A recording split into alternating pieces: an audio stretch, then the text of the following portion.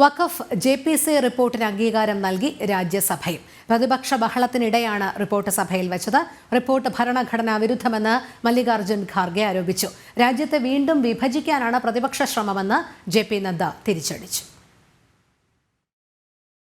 രാവിലെ 11-ന് രാജ്യസഭ സമ്മേളിച്ചപ്പോൾ തന്നെ സർക്കാർ JPC റിപ്പോർട്ട് സഭയിൽ വെച്ചു. ഇതോടെ പ്രതിപക്ഷം ബഹളം തുടങ്ങി. പ്രതിപക്ഷത്തിന്റെ വാദങ്ങൾ കേൾക്കാതെ ഏകപക്ഷീയമായാണ് റിപ്പോർട്ട് തയ്യാറാക്കിയതെന്നും ഇത് ഭരണഘടനാ വിരുദ്ധമെന്നും പ്രതിപക്ഷ നേതാവ് മല്ലികാർജ്ജുൻ ഖാർഗെയുടെ ആരോപണം. रिपोर्ट में डिसेंट्स व्यूज नहीं है तो उसको वापस भेजिए, निकाल दीजिए और उसके बाद में फिर एक बार दो बार और एक बार आप पुनर्विचार करके उस सभी डिसेंट व्यूज को डाल के आप पेश कीजिए, फिर आगे क्या होता हम देख लेंगे. രാജ്യത്തെ വീണ്ടും വിഭജിക്കാനാണ് പ്രതിപക്ഷത്തിന്റെ നീക്കമെന്ന് കേന്ദ്ര ആരോഗ്യമന്ത്രിയും BJP ദേശീയ അധ്യക്ഷനുമായ JP നദ്ദ വിമർശിച്ചു.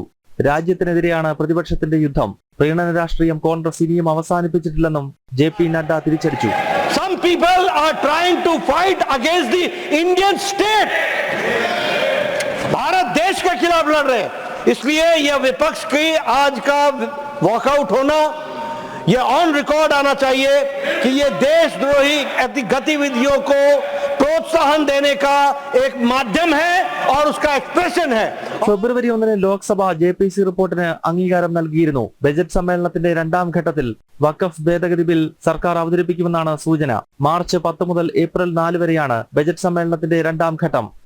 ജനം, ഡൽഹി.